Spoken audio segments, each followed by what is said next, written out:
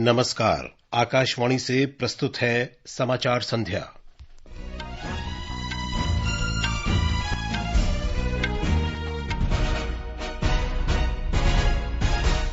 केंद्रीय मंत्रिमंडल ने मौजूदा विपणन सत्र के लिए सभी खरीफ फसलों के न्यूनतम समर्थन मूल्य में पर्याप्त वृद्धि की घोषणा की।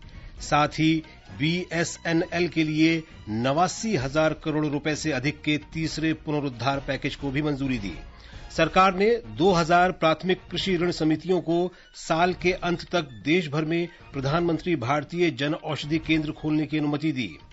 खेल मंत्री अनुराग ठाकुर ने पहलवानों को भारतीय कुश्ती संघ के निवर्तमान अध्यक्ष बृजभूषण शरण सिंह के खिलाफ 15 जून तक जांच पूरी करने का आश्वासन दिया। पहलवानों के खिलाफ सभी एफआईआर वापस ली जाएंगी। क्रिकेट में ऑस्ट्रेलिया ने लंदन के ओवल में विश्व टेस्ट चैंपियनशिप फाइनल के पहले दिन समाचार मिलने तक भारत के खिलाफ 3 विकेट पर 224 रन बना लिए हैं। और फ्रेंच ओपन टेनिस में ब्राजील की बीट्रिज हडाड और पोलैंड की ईगा स्वितेक महिला सिंगल्स के सेमीफाइनल में पहुंची। समाचार संध्या के साथ मैं विशाल शर्मा। आर्थिक मामलों की मंत्रिमंडलीय समिति ने आज मौजूदा विपणन सत्र 2023-24 के लिए सभी अनिवार्य खरीफ फसलों के न्यूनतम समर्थन मूल्य एमएसपी में वृद्धि को मंजूरी दे दी। मंत्रिमंडल ने किसानों को उपज का लाभकारी मूल्य सुनिश्चित करने और फसल विविधीकरण को प्रोत्साहित करने के लिए ये निर्णय लिया है।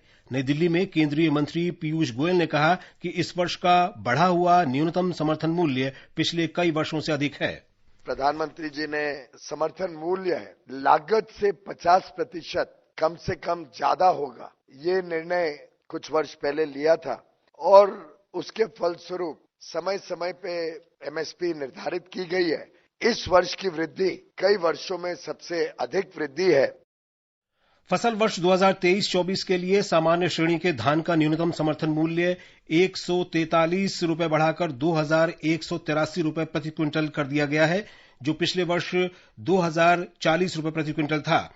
ए श्रेणी के धान का न्यूनतम समर्थन मूल्य 163 रुपए बढ़ाकर 2,203 रुपए प्रति क्विंटल किया गया है। मूंग के न्यूनतम समर्थन मूल्य में सबसे अधिक 10.4% की वृद्धि की गई है। इसे पिछले वर्ष के 7,755 रुपए प्रति क्विंटल से बढ़ाकर 8,558 रुपए प्रति क्विंटल कर दिया गया है।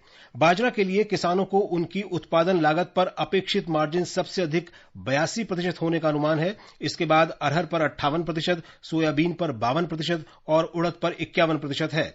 बाकी फसलों के लिए किसानों को उनकी उत्पादन लागत पर मार्जिन कम से कम 50% होने का अनुमान है। हाल के वर्षों में सरकार इन फसलों के लिए अधिक समर्थन मूल्य देकर दलहन, तिलहन और पोषक अनाज या श्रीअन्न जैसे अनाज के अलावा अन्य फसलों की खेती को बढ़ावा दे रही है। 2022-23 के तीसरे अग्रिम अनुमान के अनुसार देश में कुल खाद्यान्न उत्पादन रिकॉर्ड 33 करोड़ 50 लाख टन होने का अनुमान है, जो पिछले वर्ष की तुलना में 1 करोड़ 49 लाख टन अधिक है। मंत्रिमंडल ने भारत संचार निगम लिमिटेड के लिए 89,047 करोड़ रुपए के तीसरे पुनरुद्धार पैकेज को भी मंजूरी दी है। इसमें इक्विटी इन्फ्यूजन के जरिए बीएसएनएल के लिए 4G और 5G स्पेक्ट्रम का आवंटन शामिल है। बीएसएनएल की अधिकृत पूंजी 1,50,000 करोड़ रुपए से बढ़ाकर 2,10,000 करोड़ रुपए की जाएगी। बीएसएनएल की अधिकृत पूंजी 1,50,000 करोड़ रुपए से बढ़ाकर 2,10,000 करोड़ रुपए की जाएगी। इस पुनरुद्धार पैकेज के साथ बीएसएनएल एक मजबूत दूरसंचार सेवा प्रदाता के रूप में उभरेगा, जो देश के दूर दराज के क्षेत्रों के साथ संपर्क पर केंद्रित होगा। इस स्पेक्ट्रम आवंटन के साथ बीएसएनएल पूरे भारत में 4G और 5G सेवाएं प्रदान करने में सक्षम होगा। सरकार ने बीएसएनएल और एमटीएनएल के लिए पहले पुनरुद्धार पैकेज को 2019 में मंजूरी दी थी। 69,000 करोड़ रुपए के इस पैकेज से बीएसएनएल और एमटीएनएल को मजबूत करने में मदद मिली थी। वर्ष 2022 में 1,64,000 करोड़ रुपए के दूसरे पुनरुद्धार पैकेज को मंजूरी दी गई। समाचार कक्ष से जागृति शर्मा। मंत्रिमंडल ने गुरुग्राम में हुडा सिटी सेंटर से साइबर सिटी तक मेट्रो ट्रेन के विस्तार को द्वारका एक्सप्रेस वे तक बढ़ाने को भी मंजूरी दी है।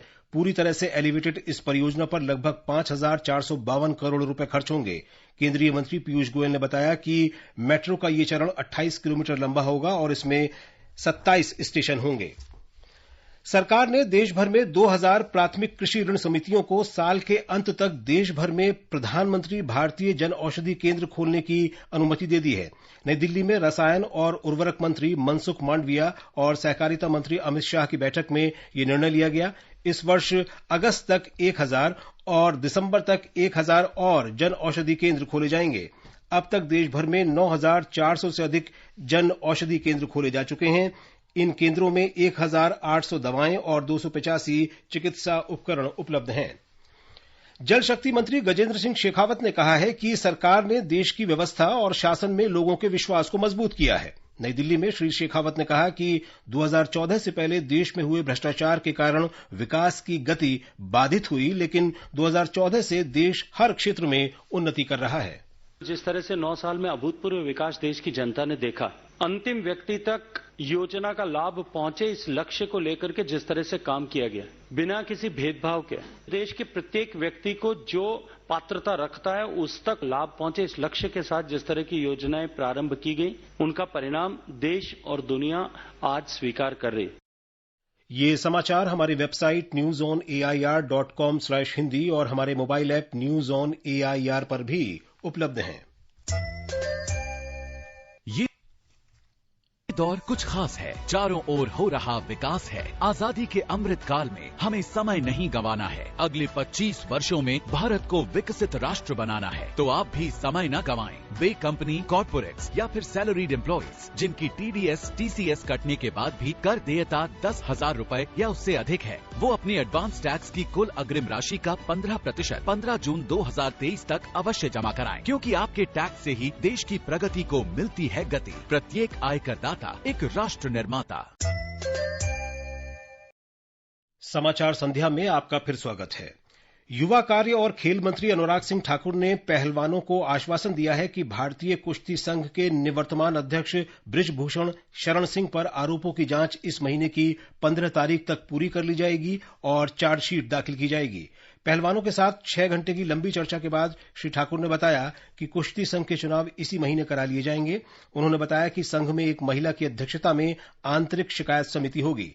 उन्होंने कहा कि पहलवानों के खिलाफ सभी एफआईआर वापस ले ली जाएंगी।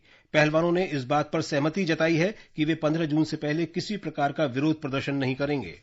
बहुत अच्छे वातावरण में सकारात्मक बातचीत हुई है और लगभग 6 घंटे चली इस बैठक में जो आरोप लगाए गए हैं उन आरोपों की जांच पूरी करके 15 जून तक चार्जशीट दायर की जाए और रेसलिंग फेडरेशन ऑफ इंडिया का चुनाव 30 जून तक किया जाए। Internal complaint committee wrestling federation की बनाई जाए और उसकी अध्यक्षता कोई महिला करे।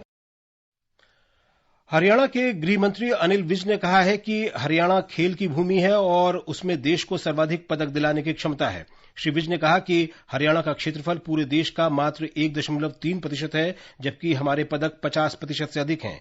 उन्होंने खेलों को बढ़ावा देने के लिए खेल बुनियादी ढांचे पर विशेष बल दिया है। श्री विज ने आज गुरुग्राम में special Olympic world summer games 2023 में भाग लेने जा रहे दिव्यांग खिलाड़ियों को संबोधित किया। केंद्रीय मंत्री डॉक्टर जितेंद्र सिंह ने कहा है कि समुद्री अर्थव्यवस्था और अंतरिक्ष अर्थव्यवस्था प्रधानमंत्री नरेंद्र मोदी द्वारा पिछले 9 वर्षों में पेश की गई कुछ नई अवधारणाएं हैं। वे आज दिल्ली में एनडीए सरकार के 9 साल पूरे होने के उपलक्ष्य में महीने भर चलने वाले अभियान के तहत व्यापार सम्मेलन को संबोधित कर रहे थे।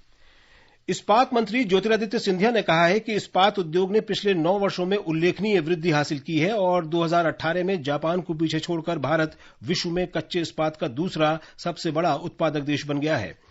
सरकार की सेवा, सुशासन और गरीब कल्याण पहल पर नई दिल्ली में मीडिया को संबोधित करते हुए श्री सिंधिया ने कहा कि जो देश 2013-14 तक स्टील के शुद्ध आयातक के रूप में जाना जाता था, वो अब स्टील उत्पादन के आधार पर स्टील के शुद्ध निर्यातक के रूप में उभरा है। केंद्रीय मत्स्य पालन, पशुपालन और डेयरी मंत्री परषोत्तम रूपाला और राज्य मंत्री डॉक्टर एल मुरुगन केरल के कासरगोड जिले में मदक्करा फिशिंग हार्बर और पल्लिकारा मिशन कॉलोनी का दौरा कर मछुआरों से बातचीत करेंगे। दोनों मंत्री कान्हांगडू में प्रधानमंत्री मत्स्य संपदा योजना के लाभार्थियों के साथ बैठक भी करेंगे और कासरगोड में एक सार्वजनिक समारोह में भाग लेंगे। ये समाचार हमारी वेबसाइट newsonair.com/हिंदी और हमारे mobile app news on AIR पर भी उपलब्ध हैं। हमारा धर्म देश की सेवा है, हमारा कर्म देशवासियों की रक्षा करना है। हम अपनी जिम्मेवारी शान से निभाते हैं। हम है भारतीय वायुसेना। भारतीय वायुसेना में आप भी शामिल होइए। भर्ती आरंभ होने की तारीख 1 जून 2023 से 30 जून 2023 है और ऑनलाइन आवेदन करने के लिए careerindianairforce.cdac.in पर लॉगिन करें। इंग्लैंड के ओवल में भारत और ऑस्ट्रेलिया के बीच विश्व टेस्ट चैंपियनशिप का फाइनल मैच खेला जा रहा है। भारत ने टॉस जीतकर पहले गेंदबाजी का फैसला किया है। ताजा समाचार मिलने तक चायकाल के बाद ऑस्ट्रेलिया ने 63 ओवर में 3 विकेट पर 230 रन बना लिए थे। फ्रेंच ओपन टेनिस में बीट्रिज हद्दाद माया और इगा स्वियातेक महिला सिंगल्स के सेमीफाइनल में पहुंच गई हैं। क्वार्टर फाइनल में आज पोलैंड की इगा स्वियातेक ने अमेरिका की कोको गाफ को सीधे 2 सेट में 6-4, 6-2 से हराया।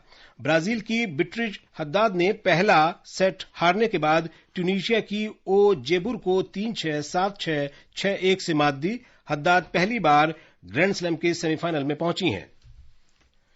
भारत का अंतरिक्ष कार्यक्रम मुख्य रूप से अंतरिक्ष प्रौद्योगिकी और राष्ट्रीय विकास के लिए अनुप्रयोगों से सामाजिक आर्थिक लाभ प्राप्त करने पर केंद्रित है। भारतीय अंतरिक्ष कार्यक्रम की लगातार बढ़ती मांगों को पूरा करने और इन कार्यक्रमों से प्राप्त सेवाओं का व्यावसायिक रूप से दोहन करने के लिए मार्च 2019 में न्यू स्पेस इंडिया लिमिटेड की स्थापना की गई थी।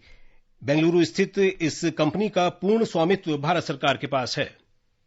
New space India limited ISRO का व्यावसायिक अंग है। विभिन्न उपाय योजनाओं के लिए सैटेलाइट तथा सैटेलाइट सब सिस्टम बनाना तथा वितरित करने की क्षमता कंपनी के पास है। इसरो तथा भारतीय उद्योगों के पास उपलब्ध क्षमताओं का अधिकतम उपयोग करने के लिए यह कंपनी ग्राहकों के साथ व्यवहार करती है। DTH, टीवी, DSNG आदि उपयोग के लिए भारतीय ग्राहकों को इनसैट तथा जीसैट उपग्रहों पर ट्रांसपोर्टर सुविधा देने के लिए भी ये कार्यरत है। जागतिक उपभोक्ताओं को रिमोट सेंसिंग सुविधा एवं मिशन सपोर्ट देने का काम भी न्यू स्पेस इंडिया लिमिटेड को दिया गया है। भारतीय उद्योगों की मदद से BSLV और SSLV का निर्माण करने के लिए यह कंपनी नोडल एजेंसी है। भारतीय उद्योगों को अवकाश कार्यक्रम का लाभ मिले, इसलिए इसरो द्वारा विकसित किए गए तंत्रज्ञान उद्योगों को हस्तांतरित करने की जिम्मेदारी भी न्यू स्पेस इंडिया लिमिटेड को दी गई है। इससे तंत्रज्ञान में आत्मनिर्भरता बढ़ेगी, उद्योगों को बढ़ावा मिलेगा और देश का विकास होगा। जीवन भावसार, आकाशवाणी समाचार, मुंबई। आज विश्व खाद्य सुरक्षा दिवस है। भोजन से संबंधित जोखिम, मानव स्वास्थ्य को हानि, आर्थिक समृद्धि, कृषि और सतत विकास जैसे मुद्दों का पता लगाने और उनके प्रबंधन पर ध्यान आकर्षित करने के लिए ये दिन मनाया जाता है। ये दिन हमें इस बात पर विचार करने का भी अवसर देता है कि हम जो भोजन करते हैं वो मानव स्वास्थ्य के लिए सुरक्षित हो। इस वर्ष के विश्व खाद्य सुरक्षा दिवस का विषय है खाद्य मानक जीवन सुरक्षित बनाते हैं।